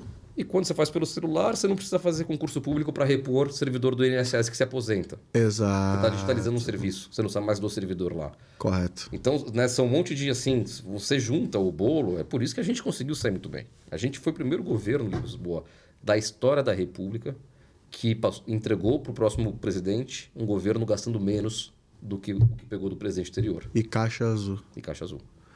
Caraca. Com pandemia, com guerra na Ucrânia, com crise hídrica. Não, eu fico imaginando se não fosse essa pandemia, essa guerra, se não tivesse nada. Eu fico imaginando o rumo que nós estaríamos hoje. A gente teve uma baita de uma janela, Lisboa. Meu Deus, hein? Teve uma baita de uma janela com um presidente que deixou a gente trabalhar. Nos protegia muito também, que fique bem claro. Ele era realmente um paizão ali. Ele era o escudo mesmo. Ele chamava as tretas com o STF pra gente, pros ministros poderem trabalhar. Correto. Né? Então, desde que o STF me viram aqui, uns 48 horas para explicar, né? Como veio várias vezes, mas Tarcísio privatizou Porto, asfaltou Brasil, botou ferrovia, voltou com as terras das ferrovias, né? A gente nas privatizações, o Roma no Ministério da Cidadania que fez auxílio emergencial, Marinho com a transposição de São Francisco. Caraca, mano, ele montou uma seleção do caramba. Não, o presidente, ele era o escudo. Ele sabia disso. Ele falou, eu vou fazer o que eu tenho melhor aqui. O que é? Ser o escudo para vocês poderem trabalhar fora do radar. Olha, você é louco, cara. Você é louco. Hoje eu ando na rua e olho para as pessoas, Márcio, e vejo as pessoas sentindo falta. Esse sentimento ele vai aumentar mais ainda. Dos 5 mil e poucos prefeitos que tem no país, 3 mil estavam em Brasília pedindo esmola. Me dá um dinheirinho, pelo amor de Deus, e o cara viajando para fora. Então, só esse retrato para nós é bacana. Porque essa turma vai ver. Opa, sentiram, deixa eles lá. Hoje, eu queria até saber sua opinião sobre isso. Você teve dentro, você respirou. Hoje a gente vê algumas pessoas querendo... vamos unir a direita, né? Os famosos pseudo-unir a direita no Brasil. Eu acredito que a direita já está lá. Ela não tem organização, mas a direita já está unida. O que nos falta é só organizar. Ela está lá. Uhum. E, querendo ou não, o líder da direita hoje que nós temos é o Bolsonaro. Ele é o bastião da direita no Brasil. Não dá para tirar isso, é dele. Só que está muito além dele. Uhum. Ele conseguiu deixar um legado muito maior que ele. E, infelizmente, aparecem alguns querendo... não, eu sou a nova direita. Eu tomo banho e uso boticário. Exato. Eu faço não sei mais o quê. Como que você vê isso hoje? Os caras querendo, tipo assim, vamos tentar sangrar o Bolsonaro até onde der, enterrá-lo, para essa turma da direita automaticamente migrar para nós sem fazer força. Porque isso tudo é tática, né? Exato. Tudo é planejamento, no escurinho. Como que você vê esse cenário hoje, assim? Eu acho que não existe unir a direita, como você bem colocou. A direita já está aí, ela precisa se organizar. Uhum. Quem milita nesse unir a direita é o MBL, com o Kim Kataguiri, que estava tirando foto lá com a Gleisi Hoffmann, com o Capitão Cueca lá no Congresso, pedindo impeachment do Bolsonaro. E hoje ele quer unir a direita com uma plataforma dele, né? Eu também fiz algumas críticas aí ao meu Zema também anteriormente. O Zema acabou de aumentar impostos em Minas Gerais. Falou, Zema, você tá fazendo igual o Lula tá fazendo e tudo que você sempre criticou, pô. O que tá acontecendo lá? E é outro cara que tem que falar, né? Ele noticiou recentemente no evento do Dória, precisamos também reunir a direita. Mas o Zema, eu vou ter que chutar o pau da barraca aqui. Não chutar o pau da barraca no bom sentido. Porque a direita, eu principalmente falo isso, que assim, a direita às vezes ela tem hipersensibilidade.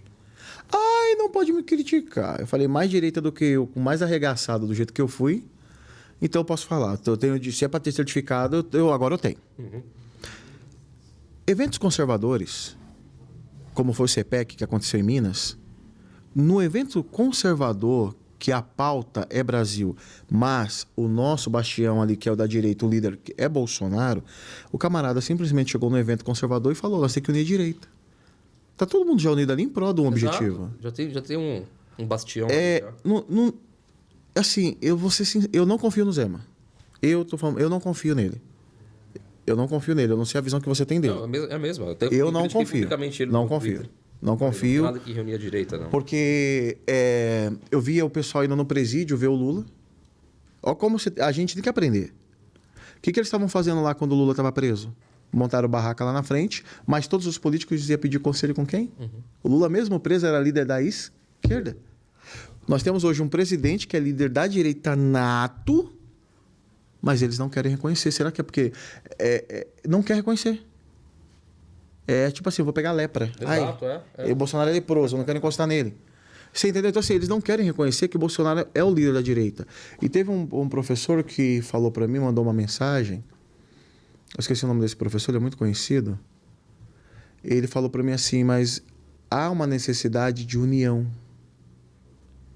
entre os liberais e os conservadores. Os conservadores não são de Bolsonaro, ok? Mas essa união tem que ser num aspecto, eu entendo assim, que seria chamar o líder da direita para uma conversa. E não tentar coaptar, vamos unir a direita, vamos dividir aqui, deixa ele sangrando aí. E vamos coaptando aqui. Então, assim, eu vejo que eles querem coaptar essa massa conservadora, mas a lepra é Bolsonaro. Eles não querem encostar em Bolsonaro. É aquela frase do Deltan, né? Precisamos bater no Bozo, mas sem perder os eleitores do Bozo. É sacanagem, né? Porra, isso aí é a plataforma. Unir a direita. Mas o que eu acho bom também, Lisboa, é que a gente tá... Quando eu falo a direita tá calejada também.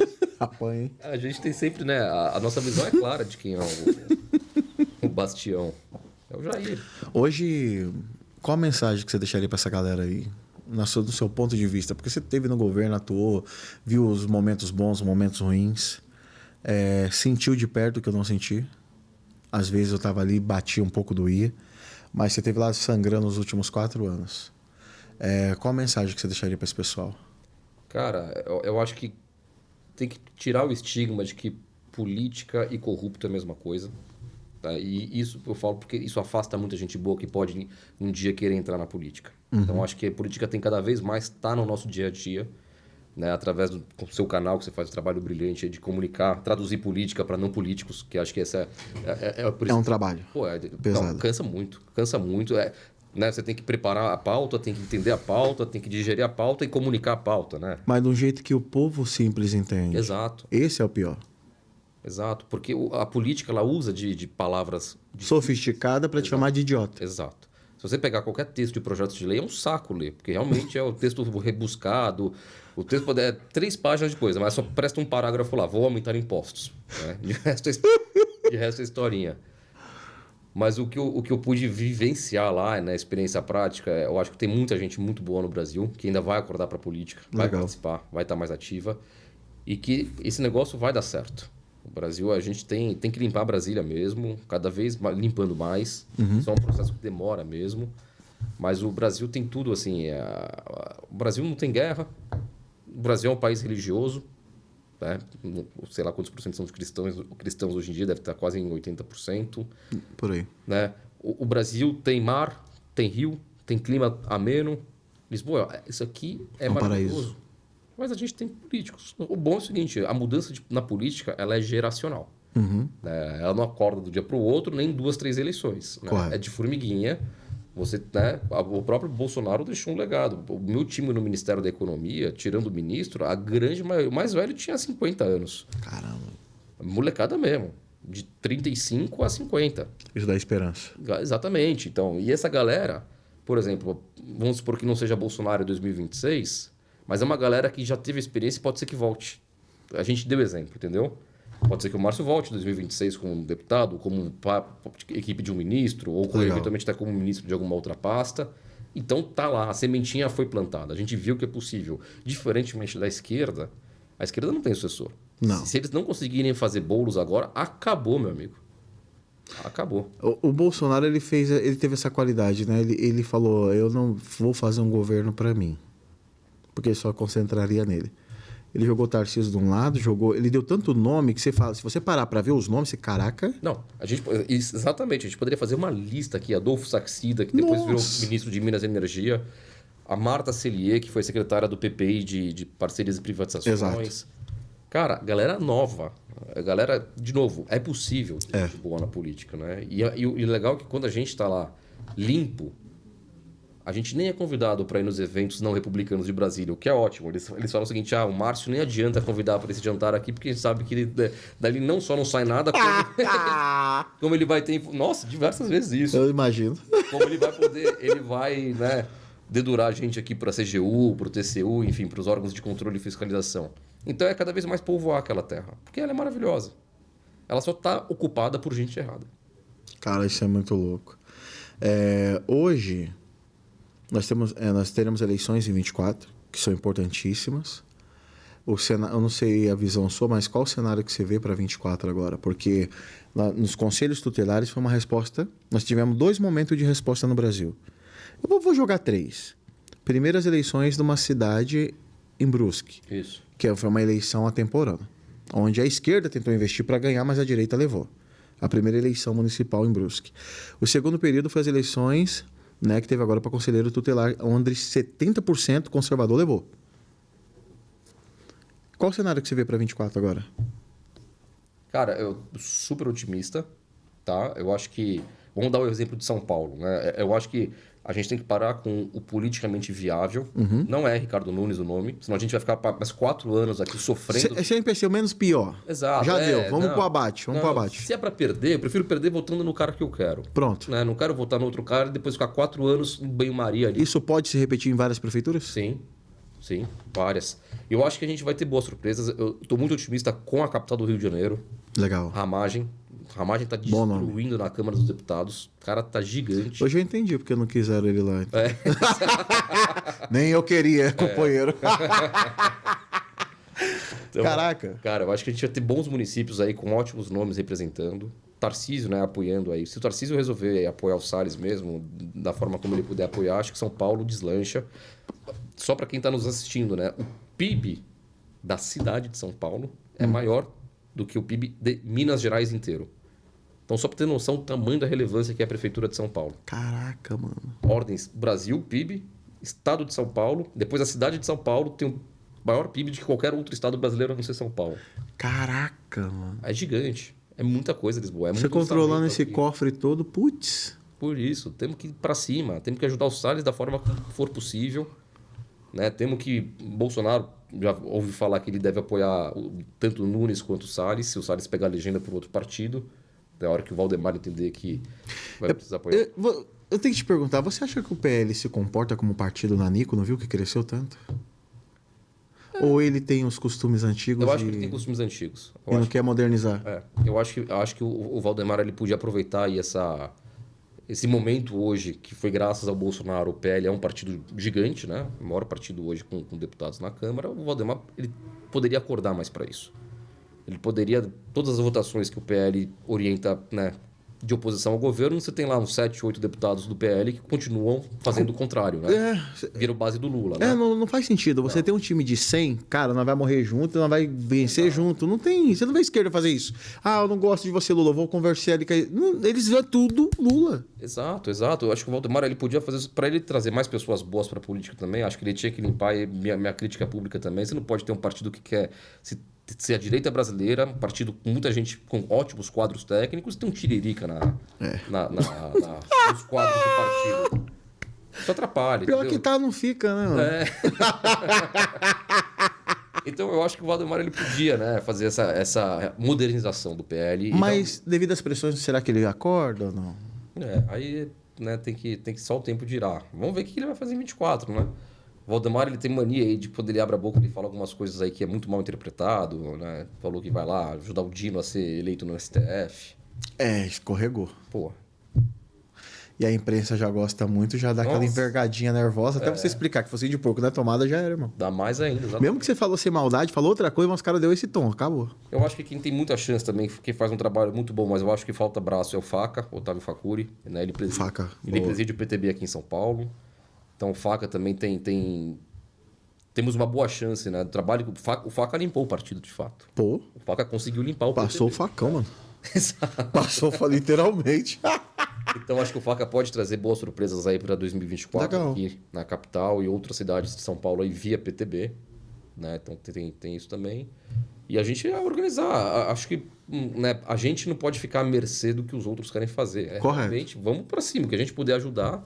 Né? Eu sempre falo para eles, eu falo pro Salles, pro Faca, eu falo, cara, tô super à disposição, você não precisa pagar nada aí, nada, só me fala aí como é que eu posso ajudar. Mas esse sentimento e esse apoio ele é fundamental, porque a gente vivia de vitrines. Hoje nós estamos no jogo político, então assim, é importante você entender, eu quero bem de um país inteiro. É muito louco, né, cara? Se de um lado você tem uma galera que quer destruir, destrói, e do outro lado você tem uma galera que quer reconstruir e que destrói. Então assim, eu acredito que um dia a sociedade inteira vai começar a abrir os olhos e falar, pô, tá errado. Isso vai dar um colapso uma hora. Vai. Já tá dando lá fora. Lá fora já tá dando um Rivotril do caramba lá fora. Tá feio o negócio lá fora. Então eu acredito que uma hora o povo vai... Pô, peraí, meu. E no Brasil, Márcio, a falta de ter partidos de direita mesmo, eu acho que acabou dando esse vácuo. É um vácuo de poder que tá aí. Sim. É um vácuo de poder que caiu no PL, que não é casa do bolsonarismo, não é casa da direita. Mas foi um lugar que a gente, vamos ficar aqui nessa cobertura. Exato, é a que tem hoje disponível. Por que ninguém teve peito para abrir uma bomba de um partido de direita nesse país? Por quê? Tentamos também, né, com a Aliança. Não, mas a Aliança acho que teve muitos erros, porque hoje se você pegar um profissional, tem caras que só mexem com... E para abrir um partido, existe uma... Então o cara já... Por que não pegou um cara, o mais top do Brasil, e falou, vem você. Eu quero o Ronaldinho, não quero o cara, o vice, não. Abre um partido. Por que não fazem isso? Porque eu acho que é aí eu acho que é uma... Não, eu tenho certeza, aí é uma negligência da direita isso. Sim. A gente peca porque não corremos atrás do que é nosso. Exatamente. E eu acho também que a direita é o seguinte, a grande maioria das pessoas da direita, a política é o segundo trabalho, é a segunda forma de dedicar tempo. Na esquerda, não. Os caras vivem de trabalho mesmo. O cara é funcionário da política. Isso. A gente faz, né? Cada um faz aqui seu ganha-pão e beleza, vou me dedicar meu tempo disponível de alguma forma para ajudar na política. Mas não seria interessante agora, montar um bloco? Porque eu vou ser sincero, o Bolsonaro sozinho faz um partido. Olha o capital político. Total. Cara, você pega 2 ou 5 senadores aí, uns 10 deputados... Não dá para montar uma coalizão e, vamos fundar o primeiro partido de direita no Brasil e acabou? E no dia seguinte o Tarcísio vai para esse partido, porque ele é cargo executivo. Esse é o problema. Porque se o Brasil tiver um partido de direita... Porque eu estava nos Estados Unidos, conversando com o pessoal... O que acontece nos Estados Unidos? Você tem aqui os republicanos e do outro lado você tem ali os democratas. Mas a gente não vê os dos lados. Aí eu perguntei pro cara, como que você defende as ideias do Trump? Ele pegou para mim uma listinha. Eu mostro isso e mostro isso. Você escolhe. Nossa, simples. Não tem simples assim. Eu falei, cara, que o Brasil precisava ter isso. Porque eu acho que se o Brasil tivesse um partido de direita, não existia centro. O centro ele vai ser neutralizado sozinho. Sim. É o próprio centro que não quer que crie um partido de direita. Exato. Que não tenha. Porque se tivesse, você neutraliza ele. Ou ele tá com o Lula, ou ele tá com Deus ou com o diabo. Ele não vai poder ficar aqui, vela pro anjo, vela pro diabo, meia. E outra coisa, né, Lisboa? Você tem, sei lá, 25 partidos de centro. O que muda do estatuto de um pro outro dele? O que o União Brasil é diferente do PSD? Que é diferente do MDB? Né? Caraca, o bagulho é... É só porque você falou mesmo. É só pra causar conflito, confusão, nebulosidade ali. O negócio é louco. É oposição e situação e ponto. Caramba, o assunto rendeu bastante aqui hoje. Dá vontade de fazer um seriado aqui que é muito louco, né? Você vai... Você vai rendendo. Mas a gente tá ativando. A gente tá chegando nos finalmente aí, gente. Quem curtiu aí, compartilha. Eu vou deixar as considerações com o Márcio. Tá? Mas a gente pode marcar o volume 2 com mais treta, que é legal. Você entendeu? Mas eu vou deixar com você agora. A galera que tá curtindo, a câmera é sua, câmera ação. Maravilha. Obrigado aí, Lisboa. Parceiro de sempre aí na jornada. Vocês aí que assistiram, eu espero que... O tema da economia é um tema que não é tão simples, mas espero que de alguma forma vocês consigam assimilar. E se eu puder deixar alguma contribuição, não desistam disso aqui. Esse negócio chamado Brasil, esse negócio é maravilhoso. Tem muita coisa para acontecer ainda. A gente é uma democracia muito jovem. A gente, como estava falando, nem partido político a gente conseguiu ainda, né? Então não é fácil, mas estamos muito melhor do que poderíamos estar, tá? Então a gente tem um período aí de um soluço em Brasília agora, nesse atual governo, mas isso vai passar e acho que a gente está migrando aí para um modelo de a gente ter uma sociedade um pouco mais próspera aí com outros governantes daqui para frente. É isso. E para todos vocês que acompanham aqui o nosso trabalho, eu tenho que agradecer vocês pelo carinho, pela atenção. Corte trecho desse vídeo aqui, manda para longe. Baixa a live, manda esse podcast para longe e mostrar pro pessoal. Eu costumo dizer que um só que eu acordar tá valendo. Missão cumprida. Sim, exato. Então, manda para bem longe. Não guarda o conhecimento não, tá bom? Que Deus abençoe você. Obrigado, Márcio. Muito obrigado a todos que estão desse lado. E até daqui a pouco. Agora com você. Curta, compartilha, se inscreva e vamos embora, gente. Tamo junto.